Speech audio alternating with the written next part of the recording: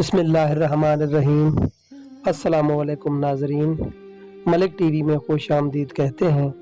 आइए चलते हैं आज की स्टोरी की तरफ। इस रात गरज चमक के साथ तेज बारिश हो रही थी। जब रुकैया और बिलाल अपनी गाड़ी में बैठे घर जल्दी पहुंचने की फिक्र में थे। बिलाल ड्राइविंग कर रहा था जबकि अचानक गरज चमक के तेज बाजू से घबरा कर रुकैया ने इसका बाजू पकड़ा। बिलाल ने नजर इसकी तरफ फेरी, मुस्कुराकर उसे तसल्ली दे रहा था कि अचानक इनकी गाड़ी किसी चीज से टकराई। इन्होंने फौरन गाड़ी रोकी और जल्द ही दोनों बाहर आ गए। देखा एक औरत जो चादर में लिपटी हुई है अपना पैर पकड़े दर्द से करा रही है। बिलाल ने आगे बढ़कर उसे उठाने की कोशिश की तो उसने कहने को झुकते हुए उसे दूर होने को कहा। फिर रुकैया ने भी उसे उठाने की कोशिश की पर वो इन दोनों का सहारा लिए बगैर खुद ही उठी और अपनी पाँव पकड़े जाने लगी। रुकैया चादर पकड़े इसके पीछे पीछे चलती हुई कहने लगी, अब वो चोट लगी है, अब हमारे साथ आए। इस बारिश में आप कहाँ जाएंगी, हम आपको छोड़ देंगे। वो चादर वाली लड़की चोट लगने की वजह से शायद दर्द से ज्यादा दूर तक पैदल नहीं चल सकती थी, इसलिए वो रुकैया की तरफ मुड़ी। रुकैया ने अपना हाथ आगे बढ़ाकर उसे सहारा देना चाहा, लेकिन इसने उसे अपना हाथ नहीं दिया और ऐसे ही साथ आने लगी। बिलाल ने दरवाजा खोला और वो दोनों पीछे बैठ गईं। लड़की की चादर भीग चुकी थी, वो सर्दी और दर्द की वजह से कांप रही थी। उसे चादर में इतना लपटा हुआ देखकर रुकैया को ख्याल आया कि शायद कोई बेपर्दा खातून है जो मजबूरी के तहत निकली है। कुछ आगे चलने के बाद बिलाल ने उससे कहा, कहाँ जाना है आपने? उसने जवाब दिया, मैं शहर में किसी जगह पर जाना चाहती हूँ जहाँ पे बारिश से महफूज रात आसानी से गुजार सकूं। सुबह को अपने गांव रवाना हो जाऊंगी। बिलाल ने थोड़ी हैरानगी दिखाई कि जब आपको किसी जगह तक भी नहीं पहुंचना था तो बारिश में इस वक्त बाहर क्या कर रही थी? लड़की ने बताया कि मैं अपने गांव से 8-10 औरतों के साथ निकली थी। हम शहर के घरों में बर्तन सफाई करने का काम करते हैं। मेरे साथ वाली बाकी औरतों का काम मुकम्मल हो गया था, मैं अकेली रह गई। मुझे किसी ने काम नहीं दिया। मेरी इस चादर की वजह से, क्योंकि मैं पर्दा करती हूँ, फिर मैं अकेली ही गाँव की तरफ चली पड़ी। मैं घर पहुँच जाती अगर बारिश ना होती। बिलाल को इसकी परेशानी सुनकर इस पर रहम आया। फिर रुकैया ने लड़की से पूछा कि अगर तुम चाहो आज रात हमारे घर चलकर पनाह ले सकती हो, जिस पर वो लड़की थोड़ा हिचकिचाने लगी। फिर रुकैया ने उसे बताया कि घबराने की कोई बात नहीं, मेरे घर बेफिक्र होकर आराम से रात गुजारो। तुम्हें अभी चोट भी लगी है, इसकी भी कुछ मरहम पट्टी करवा लो, फिर सुबह तुम जहाँ चाहो चली जाना। फिर इस लड़की ने हाँ में जवाब दिया। रुकैया ने एक तरफ तो इस लड़की को अपने साथ घर चलने की पेशकश की, दूसरी जानिब से अपनी सास से भी डर लग रहा था कि न जाने इनका रद्द-ए-अमल इस बात पे क्या होगा, क्योंकि वो एक सख्त मिजाज खातून थी जो किसी भी अरे गैर इंसान को अपने घर में बर्दाश्त ना करती थीं। घर में पहुंचने तक बारिश भी जोर जोर से बरसना शुरू हो गई थी। बिलाल के फोन पर बार बार माँ की कॉल आ रही थी कि मौसम खराब है, जल्द ही घर पहुंचो। घर पहुंचकर गाड़ी गेट के अंदर दाखिल हुई। बिलाल और रुकैया ने अंदर चलकर लड़की कुछ भी बोलने से मना कर दिया, कहा कि हम खुद अपने घर वालों से बात कर लेंगे। बिलाल ने कहा कि गलत ना समझना, पर मेरी माँ जल्दी किसी इंसान पे यकीन नहीं करती। लड़की जो पहली ही बारिश के पानी में बुरी तरह भीगी हुई थी, गाड़ी से निकलकर घर में दाखिल होने तक बुरी तरह कांपने लगी। बिलाल ने अंदर दाखिल होकर सबको सुकून से रहने को कहा। कोई भी इस लड़की को देखकर गलत असर न ले, हम इसे अपनी मर्जी से सिर्फ इस रात को पनाह देने के लिए लाए हैं। छोटी बहन को मिलाकर इसने लड़की को अंदर ले जाने को कहा। वो लड़की अंदर गई तो इन लोगों की आवाजें वहां तक आ रही थीं। बिलाल की माँ रुकैया को अनजान लड़की घर लाने पर बहुत डांट रही थी, जिस पे रुकैया ने इस लड़की का अपनी गाड़ी से जख्मी हो जाने का बताया। वो रात तो जैसे तैसे करके इस लड़की ने इस घर में गुजारी। सुबह वो सब घर वालों के भज जागने से पहले ही उठ गई। घर में रात को बारिश की वजह से होने वाली गंदगी और कीचड़ को साफ किया और सारा घर चमका दिया। वो फर्श में पोंछा लगा रही थी जब घर में सबसे पहले बिलाल की वालदा आमना उठी तो उस लड़की को इतने सवेरे सफाइयां करते देखकर हैरान रह गईं। आमना दिल ही दिल में खुश तो बहुत हुई, लेकिन इस लड़की से कहा, बेटी तुम ये सब क्यों कर रही हो, तुम्हें तो चोट भी लगी है, हम अपने घर के काम खुद करते हैं, तुम मेहमान हो। इस लड़की ने कहा, बेगम साहिबा अब दर्द तो काफ़ी कम है, मेरा तो काम यही है, घरों का काम और इनकी सफाइयाँ करना। आप लोगों का मुझ पे एहसान है कि रात मुझे अपने घर गुजारने के लिए जगह दी। आमना जो रात तक इस लड़की के घर आने पे खफा थी, सुबह इस लड़के के काम करने का सलीका देखकर इससे बहुत खुश हुई। उन्होंने इस लड़की को पास बुलाकर इस लड़की से बैठने का कहा, तो वो लड़की ज़मीन पे बैठकर इनके पाँव दबाने लगी। वो लड़की जिसने अब खुद को चादर से छुपाया हुआ था, उन्होंने इसका नाम पूछा तो इसने अपना नाम बख्तावर बताया। आहिस्ता आहिस्ता सब घर वाले उठकर आते गए। सभी देखकर हैरान रह गए कि वो चादर वाली लड़की और आमना कितनी घुल मिल गई हैं। दोनों ही बातें कर रही थीं जब सबसे आखिर में आमना के शौहर हयात साहब उठकर आए। वो काफ़ी बारोब इंसान थे। इनके आते ही इस चादर वाली लड़की ने अपनी चादर ठीक की और नकाब की ओर से सिर्फ इसकी आंखें नज़र आ रही थीं, जिन्हें वो बिना छिपकाए वो काफ़ी देर से हयात खान को देखे जा रही थी। पता नहीं क्यों वो इन्हें देखकर परेशान हो गई। जब काफ़ी देर गुजर जाने के बाद भी उसने नज़रें नहीं फेरी तो फिर आमना ने कहा, क्या देख रही हो बेटी। फिर उन्होंने अपनी बेटियों के नाम लेकर उससे बताया कि ये बरा और वफा के बाबा है और आज से तुम्हारे भी।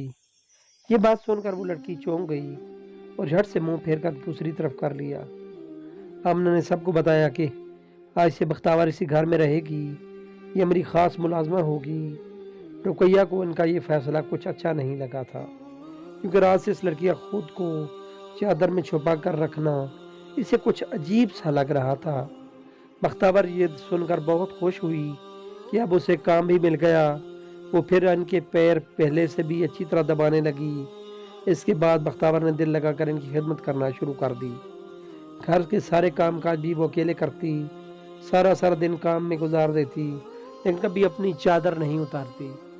आमना ने इनसे कई दफ़ा समझाया कि जब घर के मर्द बाहर चले जाएं तो ये बड़ी चादर उतार कर कोई हल्का सा दुपट्टा पहन लिया करो, पर वो इस मामले में इनकी बात ना मानती, हमेशा चादर ओढ़े रखती। इस बात पर आमना को ताज्जुब हुआ कि आखिर वो इतनी बड़ी चादर क्यों पहने रखती है। चादर के बारे में कुछ कहो तो इसका रंग उड़ जाता। उन्होंने कई बार अपनी बहू से भी इस बात का जिक्र किया कि बख्तावर अपनी चादर को लेकर बहुत एहतियात करती है और अक्सर जब हयात खान घर पे आते हैं तो अंदर कहीं छुप कर बैठ जाती है। सभी उसे पर्दे का पाबंद समझते। इसे काम करते करते कुछ महीने हो चुके थे। इसका काम और अखलाक इतना अच्छा था कि सभी को इसका ये रवैया बुरा नहीं लगा। इसकी आदत थी कि हर रोज बिना बताए कहीं चली जाती और जब कोई इससे पूछता तो कभी किसी रिश्तेदार से मिलने का कहती तो कभी कुछ सामान खरीदने का कहकर बात बदल देती। इसके बाहर जाने का ये मामूल अब कुछ ज्यादा ही बढ़ने लगा। तब आमना की बहू रुकैया बेगम को भी कुछ इसकी आदतें मशकूक लगने लगीं, पर कोई बात इस पे साबित नहीं होती थी तो वो चुप थी, क्योंकि वो इस घर में खुद ही उसे लाई थी। इसके बारे में कुछ भी कहती तो इस किसी के से मुंह से कहती। कुछ दिन के बाद एक रोज वो घर का काम करके मालकिन से इजाज़त लेने आई कि मुझे किसी काम से बाहर जाना है, तो उसने उसे अपने ज़रूरी काम बताकर रोक लिया और कहा कि तुम थोड़ी देर के बाद चली जाना। ये बात सुनकर वो वहाँ जल्दी में बावर्ची खाने की तरफ जाने लगी। रुकैया जिसको पहले ही उस पर शक था वो भी इसके पीछे पीछे वहाँ गई। रुकैया ने सोचा आज ये अच्छा मौका है, देखती हूँ इसकी चादर में क्या राज छुपा है। बावर्ची खाने में गई तो इसके साथ रुकैया भी पीछे पीछे गई और इसकी चादर का कोना किसी चीज में अटका दिया। लड़की ने रुकैया को देखकर जैसे ही बाहर जाने की कोशिश की तो चादर का कोना फंसने होने की वजह से इसकी चादर खींची। जैसे ही चादर गिरी तो वो अपने पेट के साथ साथ बांध कर कुछ छुपाने वाली अंदाज में नीचे बैठ गई। रुकैया हैरान और परेशान उसे देखने लगी, वो इस तरह क्या छुपा रही है। इसने करीब जाकर कलाई पकड़ी और हाथ को खींचा। जो इसने देखा वो उसे देखकर यकीन ना आया कि हम इस लड़की को क्या समझते रहे और वो क्या निकली। वो इस पर बहुत ज़ोर से चिल्लाई और सास को जल्दी से आवाज़ दी। इसकी सास इसके इस तरह से चिल्लाने की वजह से जल्दी में घबरा कर फौरन बावर्ची खाने में आई। रुकैया ने उन्हें भी वो सब दिखाया, जो देखकर आमना की आंखें भी खुली की खुली रह गईं। आमना ने इसे वो सब मेहरबानियां याद दिलवाईं कि मैंने किस कदर तुम्हें प्यार दिया, अपनी बेटियों की तरह रखा, तुमने इतना बड़ा धोखा दिया, तुम्हारी चादर में मुझे हमेशा से ही शक था, मगर कोई ऐसी बात तो हमारे वहम गुमान में भी ना थी कि तुम्हारी चादर के पीछे ये राज होगा। वो लड़की जो अब तक खामोशी से इनकी बातें सुन रही थी, अब इसके सब्र ने जवाब दे दिया। अपने दोनों कानों पे हाथ रखकर वो चीख उठी, खुदा के लिए बस कर दें, बस कर दें, खुदा के लिए। मेरी चादर का राज अब भी आप लोगों ने नहीं समझा। मेरी चादर की वजह कोई और है जो आप लोग सोच रहे हैं, ऐसा कुछ नहीं है। अगर यकीन नहीं आता तो सब सच बताती हूँ। फिर कहने लगी, बचपन से अपनी माँ के साथ अकेली रहती हूँ। मेरी माँ कभी घरों में काम करके तो कभी मेहनत मजदूरी करके मेरा और अपना पेट पालती थी। मैंने हमेशा देखा कि बाकी बच्चों की सब ख्वाहिशें और ज़रूरतें उनके पापा पूरी करते हैं, जबकि मेरी हर ज़रूरत के लिए मेरी माँ को हर आने वाले दिन में पहले से ज़्यादा मेहनत करनी पड़ती, जिसे देखकर भी कभी कोई ख्वाहिश पैदा ही नहीं हुई। हमारा कोई रिश्तेदार नहीं था। मैं जब भी माँ से पूछती कि हमारे रिश्तेदार कहाँ रहते हैं, तो वो कहती हमारा इस दुनिया में तुम्हारे बाबा के सिवा कोई रिश्तेदार नहीं। जब मैं बाबा के बारे में पूछती तो अम्मा इनकी बहुत तारीफ़ें करती और बताती कि बाबा सऊदी अरब गए हैं हमारे लिए बहुत सारा पैसा कमाने। जब वो हमारे लिए बहुत सारी दौलत जमा कर लेंगे तो वापस आकर हमारे साथ रहेंगे, हम भी आलीशान ज़िंदगी गुजारेंगे। इस तरह मेरे बचपन के दिन, महीने और साल गुजरते गए, पर बाबा का कभी कोई पैगाम नहीं आया। अब हम इन लोगों को फिक्रमंद होने लगी कि बाबा ने इतने सालों से कोई राब्ता क्यों नहीं किया। पता नहीं वो जिंदा भी होंगे या नहीं। बाबा खुद तो हमारी ज़िंदगी से चले गए, मगर मेरी माँ की ज़िंदगी, कुल कमाई, इनके पैसे, जो कुछ जेवर भी था, कारोबार में लगाने के लिए ले गए। इसके बाद ना वो कभी आए, ना कभी घर के लिए कोई खर्चा भेजा। मेरी माँ अकेली औरत थी, कुछ भी न कर पाई इनका इंतज़ार करने के सिवा। ये कहानी सुनाते हुए वो इस कदर रो रही थी कि आमना और रुकैया की आंखों में आंसू आ गए। वो दोनों चुपचाप इसकी कहानी सुनती रहीं। फिर हिचकिचियों के बाद इसने बताना शुरू किया कि गाँव में एक दिन मेरी माँ को बहुत तेज बुखार आया, वो काम पर ना जा सकी। इस दिन हम माँ बेटी ने सारा दिन भूखे रहकर गुजारा। गरीब के लिए तो एक दिन की भूख भी बर्दाश्त करना मुश्किल हो जाता है, क्योंकि हम जैसे लोग पेट भरकर कभी खाना खाते ही नहीं, इसलिए अगले दिन हमें भूख बहुत लगती है। यही हाल मेरी माँ का भी था। वो भी भूख और बीमारी की वजह से बहुत बुरी हालत में थी। मुझसे देखा न गया। मैंने सोचा जिन घरों में मेरी माँ काम करती थी, मैं वहाँ काम करके अपनी माँ के लिए दवा के पैसे और खाना लेकर आऊँगी। मैंने वहाँ बहुत दिन मेहनत की, मगर मेरी माँ की तबीयत दिन ब दिन बिगड़ती जा रही थी। वहाँ के डॉक्टर्स ने मुझसे कहा कि अपनी माँ को शहर ले जाओ, यहाँ इलाज मुमकिन नहीं। मैंने तमाम गांव वालों से मदद ली। जब कुछ पैसे जमा हुए तो मैं वहाँ माँ को लेकर शहर ले आई। यहाँ इसका इलाज हुआ, तबीयत कुछ बेहतर हुई तो मैंने माँ से कहा कि पहले हम गांव में रहते थे, वहाँ मेरे बाबा का किसी को कुछ पता नहीं था, लेकिन ये शहर है, यहाँ सब मुमकिन है। मुझे बाबा की कोई निशानी बताओ ताकि मैं इनका पता लगा सकूं। फिर अम्मा ने बाबा और अपनी शादी की एक पुरानी तस्वीर, जो इसने कपड़ों के नीचे संदूक में छुपा कर रखी थी, वो निकाल कर दी। मैंने शहर में कुछ लोगों को वो तस्वीर दिखाकर पूछा तो ज़्यादातर लोग इनको जानते थे। मुझे बहुत खुशी हुई, पर इससे ज़्यादा दुख इस बात का हुआ कि वो इसी शहर में रह रहे थे जिसे हम सऊदी अरेबिया समझ रहे थे। पर माँ को मैंने ये बात नहीं बताई कि वो इतना बड़ा सदमा बर्दाश्त ना कर पाएगी। फिर मेरी माँ ने कहा कि अब मैं फिर से घरों में काम करूँगी, मेरी तबीयत कुछ बेहतर है। मैंने माँ को काम नहीं करने दिया। मैं चाहती थी कि अब अम्मा की जगह मैं ही लोगों के घरों में काम करूँ। तभी मैं काम करने बाहर निकली। आमना और रुकैया भी इसके साथ आंसू बहा रही थी। कोई कैसे इतना दुख बर्दाश्त कर सकता है। हम तुम्हारी मदद करेंगे, तुम्हारी माँ को तुम्हारे बाप से सारा हक वसूल करके देंगे। رقیہ نے جوش سے کہا تھا۔ وہ واقعی اس لڑکی کے لیے درد دل رکھتی تھی۔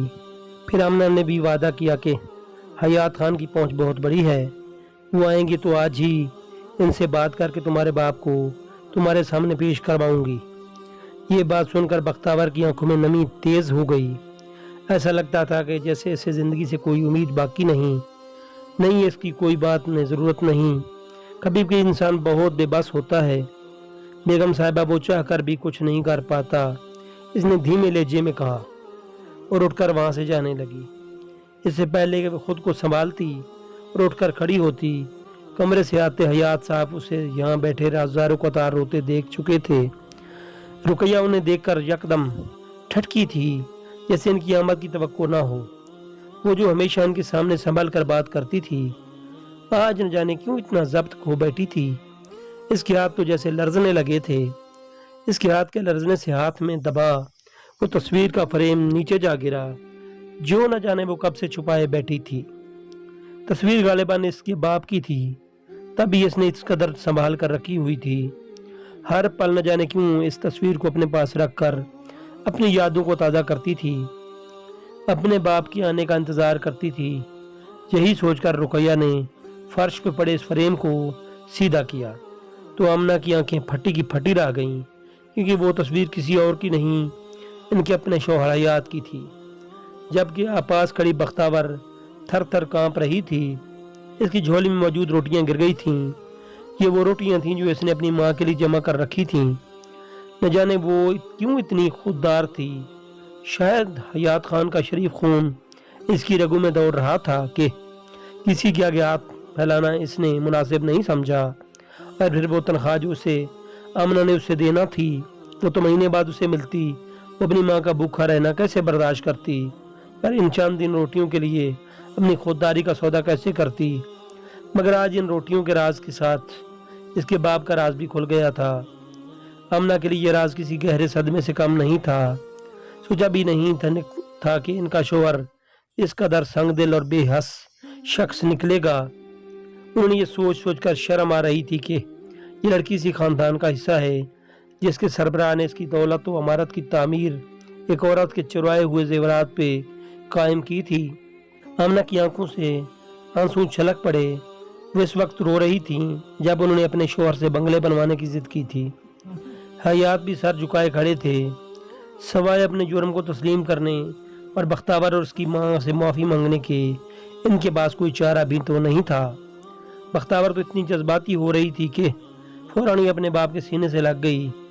اس شک کو اس سے پہلے اس نے استعمال نہیں کیا تھا، لیکن آج قدرت نے اسے شاید یہ موقع دیا تھا۔ باقی سب گھر والے بھی اس کے آگے ہاتھ جوڑ کے کھڑے ہوئے گئے، کیونکہ وہ بھی اس کے مجرم تھے۔ وہ سب بھی اس کی ماں کے دیے زیورات کی عمارت پہ عیش و عشرت کر رہے تھے، جبکہ وہ بیچاری اپنی اسی ماں کے لیے روٹیاں چرا کر لے جا رہی تھی جس نے کبھی حیات نامی شخص سے محبت کی راہوں پہ چل کر بھروسہ کیا تھا۔ آمنہ بڑے ظرف والی عورت تھیں۔ انہوں نے اس لڑکی کو گھر سے نہیں نکالا اور نہ ہی روایتی چلن کا نشانہ بنایا، بلکہ اپنی شوقن کھلے دل سے قبول کیا۔ پھر کچھ دن کے بعد بختیور اپنی ماں کے ساتھ اس بڑے سے بنگلے میں موجود تھی۔ بختیور کی ماں نے شاید سوچا بھی نہ ہوگا کہ اسے دھوکہ دے کر حیات خان انہیں ٹھاٹھ کی زندگی گزار رہا ہوگا۔ وہ بیچاری عورت جو 2 وقت کی روٹی کو بھی ترستی تھی، اس کے لیے تو یہی کافی تھا کہ وہ ایک عزت بھری چھاؤں کے نیچے 2 وقت کی روٹی کھا کر اپنی زندگی کے دن گزار سکے۔ غربت کی چکی میں پستے پستے وہ اپنی جوانی کے ان حسین دنوں اور دولت کو بھول ہی گئی تھی جس نے حیات خان کے شب و روز بدل دیے تھے۔ پر سچ ہے کہ اچھے لوگوں کے ساتھ دنیا کبھی کبھی بہت برا کرتی ہے۔ اس بارے میں آپ کیا کہتے ہیں؟ کیا بختیور کی ماں نے غلطی کی؟ حیات خان غلط تھا؟ ہمیں ضرور آگاہ کیجیے گا۔